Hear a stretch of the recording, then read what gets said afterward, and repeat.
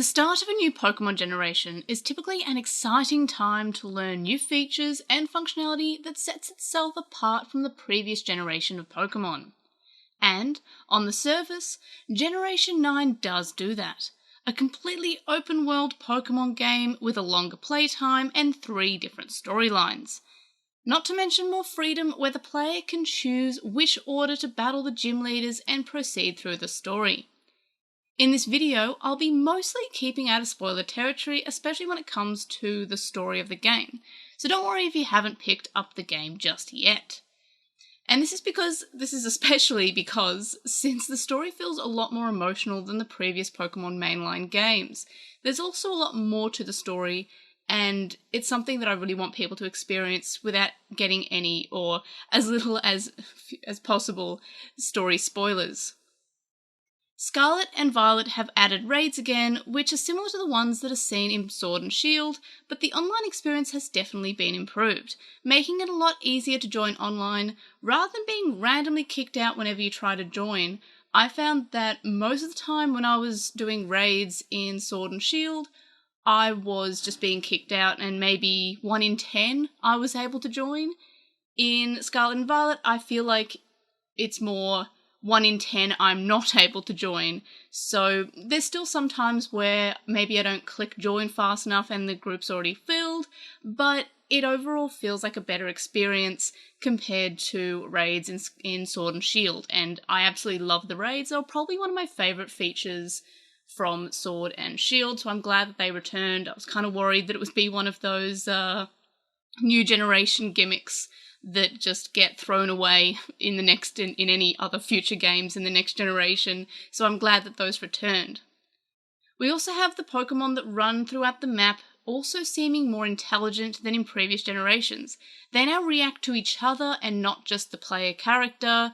They also seem to make more noise, they're a lot more vocal, and that makes them feel even more like real animals. So when we run past them, they might make their cry more in battle. It just makes them feel more like real animals.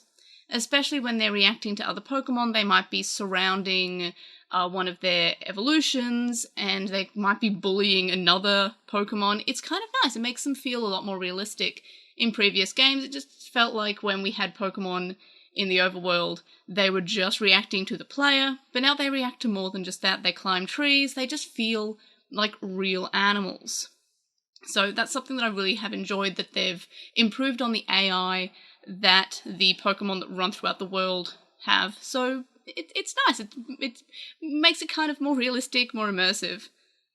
However, Pokemon is a multimedia franchise that ties in with the anime, toys, and the card game into this world that this new generation introduces us to, which means it suffers from needing to release at a very specific date without delays, which is definitely felt throughout the game, as well as previous titles as well.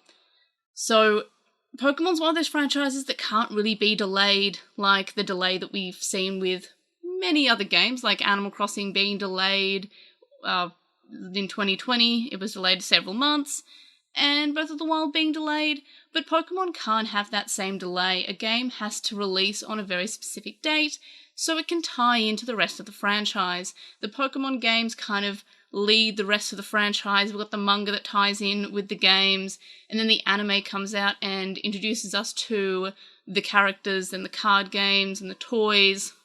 All of those kind of come after the video games, so the games themselves can't be delayed. So anything that's wrong with the game leading up to the release will either need to be fixed in a day one patch or just will ship with the product. So that's kind of a problem, especially with the more recent games, which is a shame. And yeah, you definitely can feel that it could have been delayed. While the models of Pokemon have been upgraded since previous games, with each model almost having textures like fur, skin, clothing, which is really great.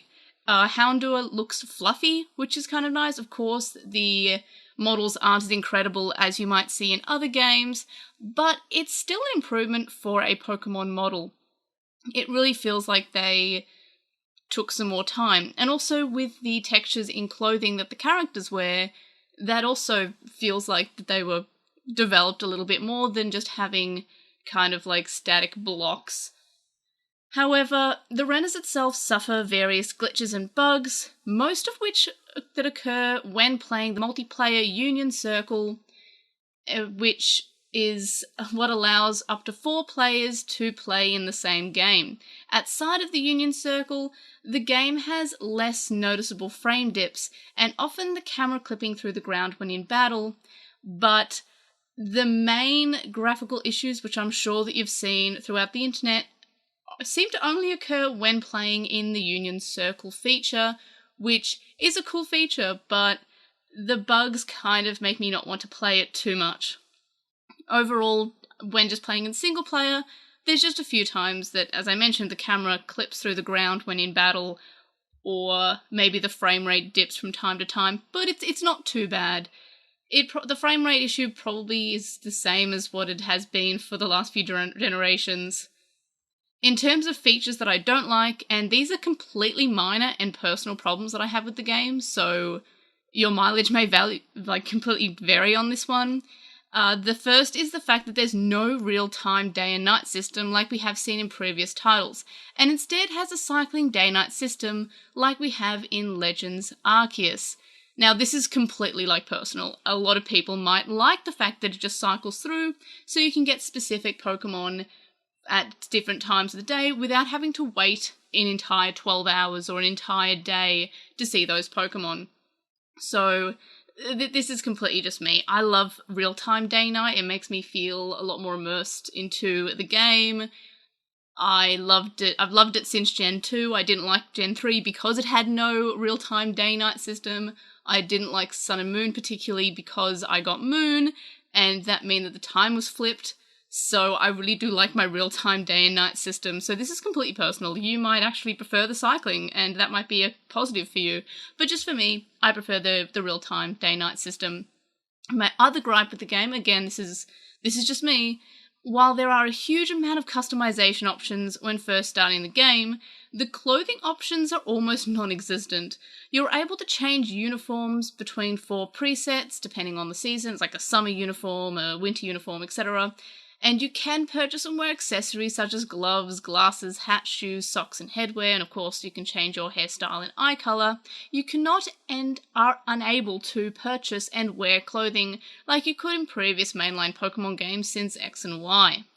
There is meant to be a large update scheduled for Northern Hemisphere Spring 2023 that introduces functionality with Pokemon Home, so hopefully this update also adds in some additional clothing, but honestly I'd be surprised if it did. I get it, you're meant to be a student of a school, so you have to be in uniform, but I kind of wish that you could just buy a jacket or something instead of being stuck to wear these 4 uniform presets. But again, that's just me. However, I've mostly been able to look past these graphical errors that the game has, as well as those 2 gripes that I mentioned, as the game is fun and offers a lot more content than previous titles. Even with Sword and Shield, I loved Sword and Shield, but the game didn't last very long. This game has a lot more content than that, and I'm really appreciative of that. Overall, I do enjoy the game, but the fact that it feels like it just needed an extra month or 2 does not go unnoticed, and really makes me wish that Pokemon titles could be delayed. Even it meant that the anime, card game, etc. are releasing first and introducing us to characters before the game even does. If it was delayed, it could have set Scarlet and Violet out to be the best titles in the franchise, but because it has these issues from launch, it'll be most likely always known as being a buggy game, even when the bugs and glitches and everything are eventually fixed, which I'm hoping they will be fixed. I'm also hoping that this game gets either paid DLC with a lot of content like Sword and Shield, or small but free DLC like Arceus got, because this game is really fun, and it could be truly incredible if it weren't for the graphical bugs, and if it had maybe a bit more clothing extras and stuff, I don't know. It's a disappointing release that sold well despite that, because it's Pokemon. Pokemon will always sell well, and that's probably another reason why it just wasn't delayed. Not only does it tie into the rest of the franchise, it will still sell well because it's Pokemon. It doesn't really need to be like a fantastic, perfect game. people will still defend it, people will still enjoy it. I'm enjoying it. I'm not saying that these issues with the game can be excused because they should have been fixed or they should have been delayed, but I'm still enjoying the game. I'm not going to defend it. I think those bugs should be fixed. I think they're issues, but it's still a good game. So overall, should you buy it? Yes, but I'd recommend waiting until the issues and bugs have been fixed. I'm really enjoying this. If you've enjoyed previous Pokemon games, especially if you've enjoyed Legends Arceus, Sword and Shield, etc., you'll probably really enjoy this game, as it really does grow and expand on features that were introduced from those games. I probably still enjoyed Legends Arceus maybe a little bit more, but I haven't fully finished and 100% of this game yet, so that might change. I loved Sword and Shield, but I'm probably going to put this above overall in my ranking from all the generations. But in any case, those are my thoughts on Scarlet and Violet. Almost said Sword and Shield. Sword and Shield, also good games. But in any case, let me know your thoughts about this game, or if you have any comments about things that I didn't address in this video, let me know all that and more in the comment section below. Like this video if you are a big fan of the new Pokemon. Some of them are really great, some of them are a little bit weird, but overall I think they're okay.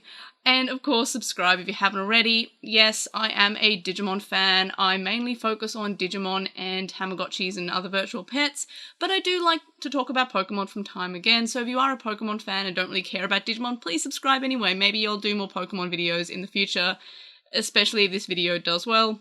Who's to tell? I'm still no. The YouTube algorithm is completely unknown to me as always.